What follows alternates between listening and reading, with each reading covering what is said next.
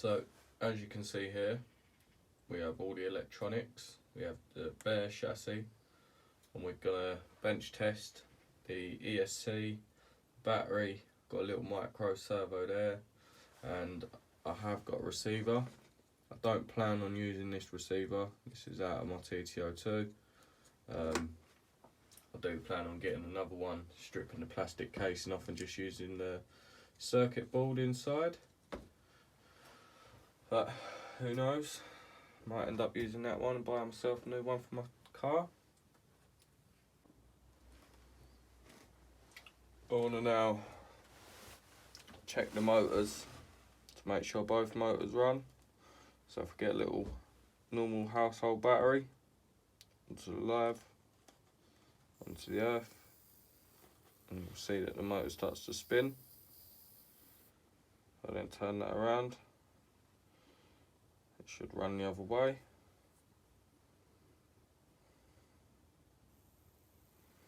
It does run a little bit slower, however, which is what I was talking about, looking into with matching the RPMs. I'll check the other one. And that one definitely works, that one's quite fast. And it definitely works in reverse, still just as fast, so it might even be a faulty motor, unfortunately. It's okay. If I have to buy another bike, strip it down, that's fine, it's not much money. So I want to look at wiring these and how they're going to go into the bike. I suppose we should start by, well, if I take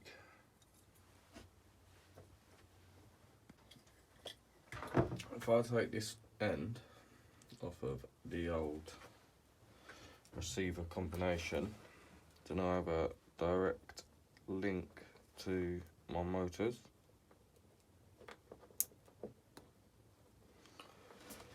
Which just means all I have to do is connect these two ends to these two motors, and then once it's in the bike, I should have a system in where I can unplug the motors and take them out the bike.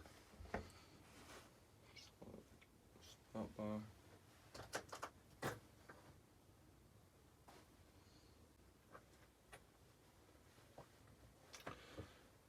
as you can see, just stripped the end of it down. If I take both lives for now, I know this isn't the best method of connecting up wires, and believe me, this won't be the end result. But if I go and I double hook them lives,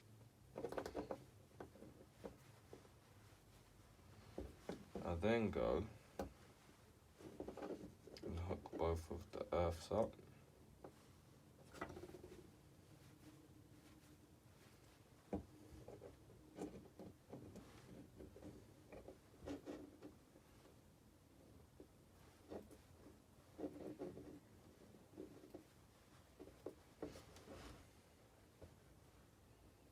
Do I not then have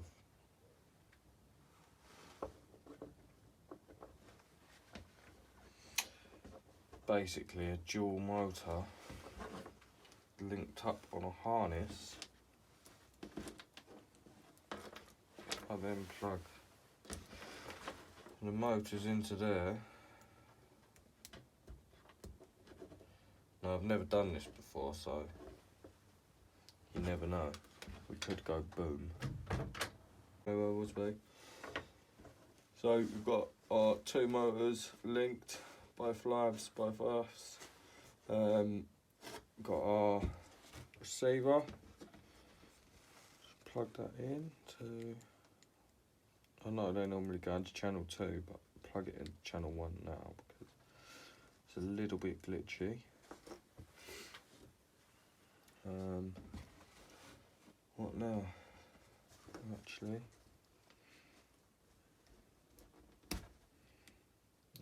plug it into channel 2. Plug the rider in. So that is the signal, the orange, and the brown is the earth. Okay, so now I'm going to connect up the battery. Make sure it goes in the right way. Well, I think you can only get them in one way unless you force them. Turn our controller on. Oh.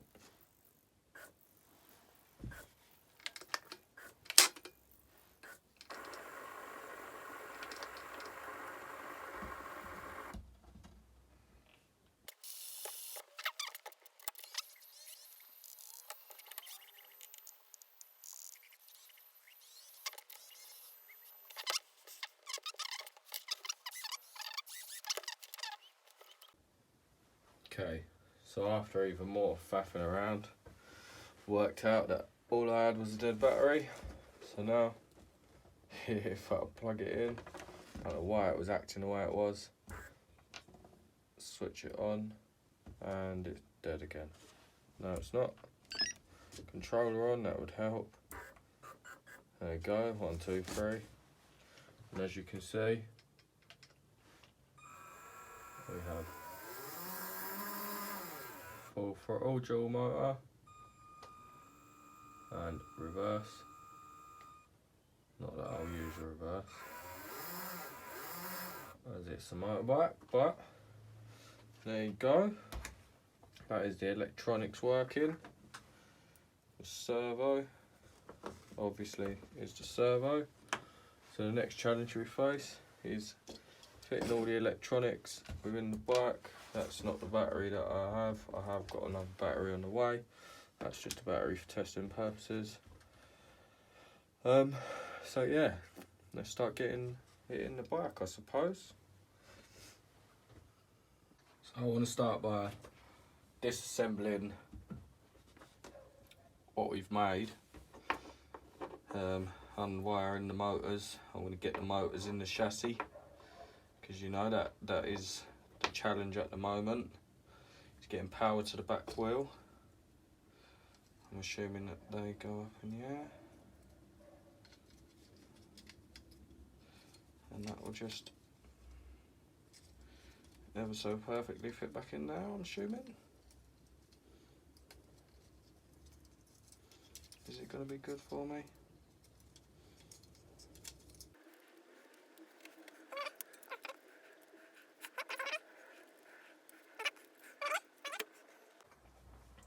So now we've got this motor in, I want to go ahead and put on the back wheel, because it looks like it's going to be a little bit hard. I remember it being a bit of an issue last time. So if we get our spur gear, I remember in the last episode I kept on calling it a flywheel, differential, sorry.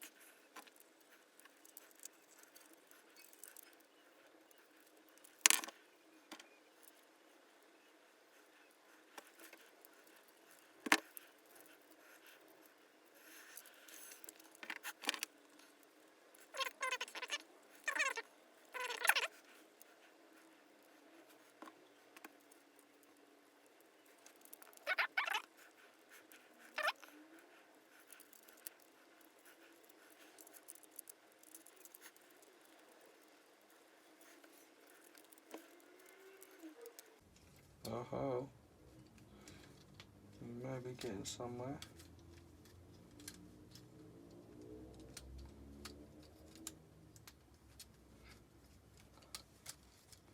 we're in, peoples. So there you go. Let's get the pin in before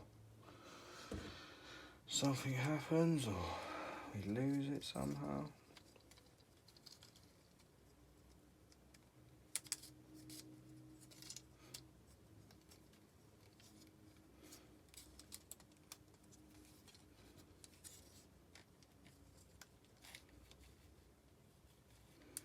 That is one motor on there, although I already see a problem.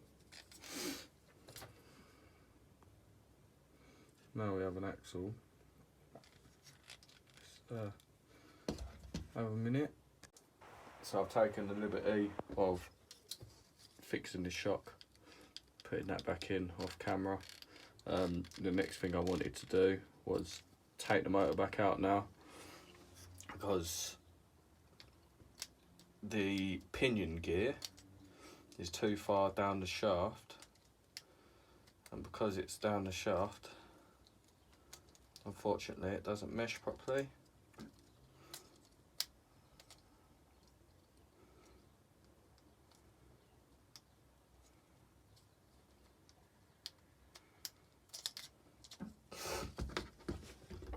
So as you can see, shaft poking out the top.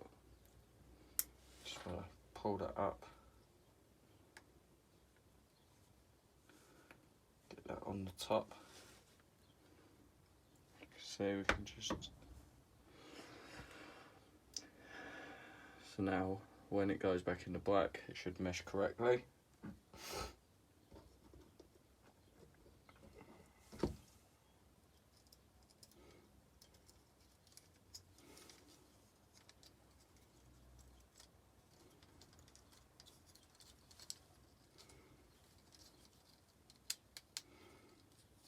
There we go. No, doesn't want to sit in there nicely. It's too far forward now. Let's take it back out again. Adjust it a tiny bit. Remember guys, it's all trial and error at this point. I don't even know if I'm going to be able to get the bike fully assembled and running. It's just a test. That's what we're here for, that's what the hobby's all about. Enjoying it, making it work. And there we go. As you can see, there is one nicely meshed motor. And then if we flip it the other way, we can go and put the other one in.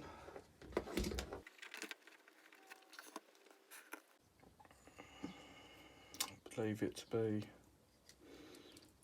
this way round on this one. So then the motor's running reverse, parallel, whatever you want to call it. Not really sure, haven't done the research. Now we have two motors inside the bike. We've got to connect our cables up, and then we can see if the back wheel spins. First I want to put these metal guards on, just so the motors don't come flying out the bike. So this is what holds them in. We could call it a motor mount if you want.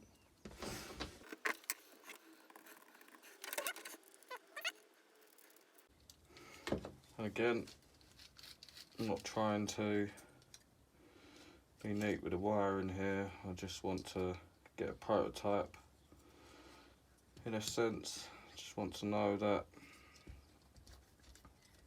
the back wheel is going to spin. I know we've bench tested it, but it's always worth checking before you put the car together or the bike together, because once you put it all together, it's a pain in the arse trying to take it apart.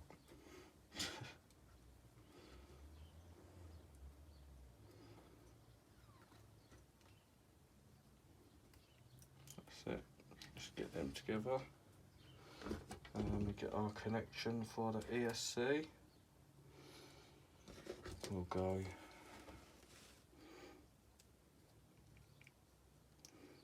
live to live.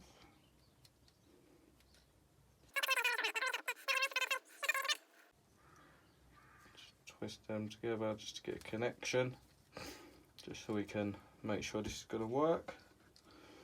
And we have our live and our live and our 2 earths. So it's almost like we've made our own little wiring harness, as sketchy as it may be. And then what I want to do is I want to make sure the wheel is off the ground, so it doesn't go scooting off anywhere. There you go.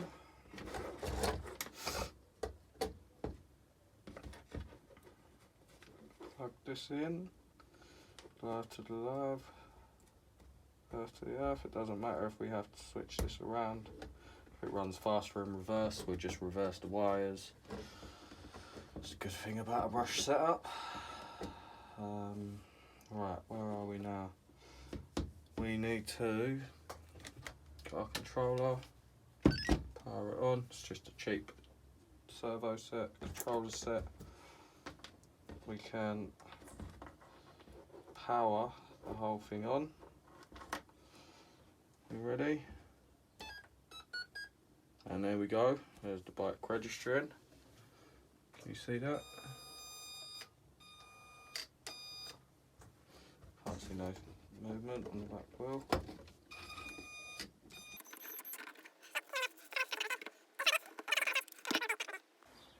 Okay, fresh battery. First test.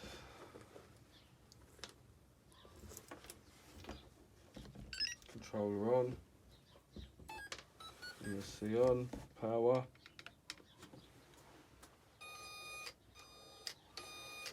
And this doesn't want to spin. What's going on here then?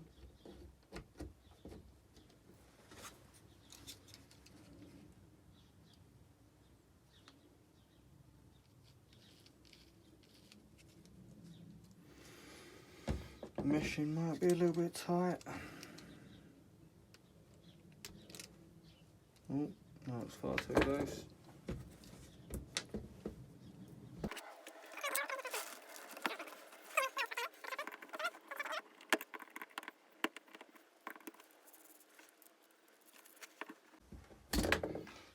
Maybe it is just a case of the battery's not powerful enough. I do have a new one on the way. Should be here tomorrow.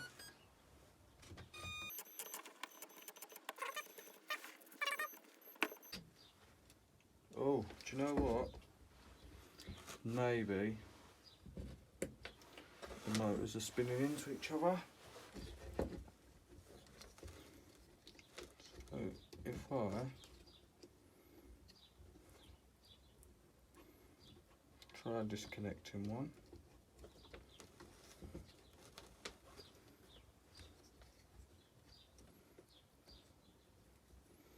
Test the theory if one works, because I may have wired them the wrong way, so they're sort of spinning into each other.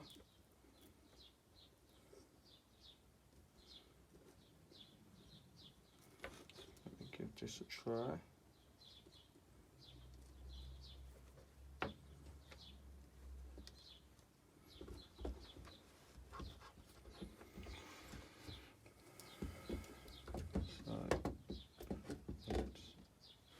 One more time. There's one.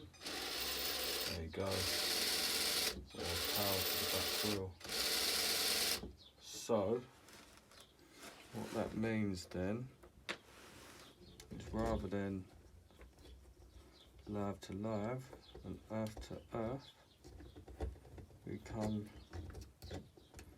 and we turn them the other way. We do live and earth and live. Strange as that may seem, created ourselves a different wiring loom. Turn it on, there you go, you see the wheel spin. There you go. Doesn't really like to go backwards, so we'll see what we can do with the motors, but there you have it, guys. Power to the back wheel, like I said. It's a bit wobbly. Have a little look into why it's wobbling all over the place. I think it's the tyre.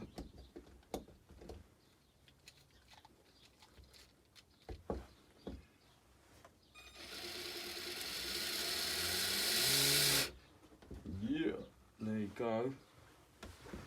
I think I'm gonna leave it here.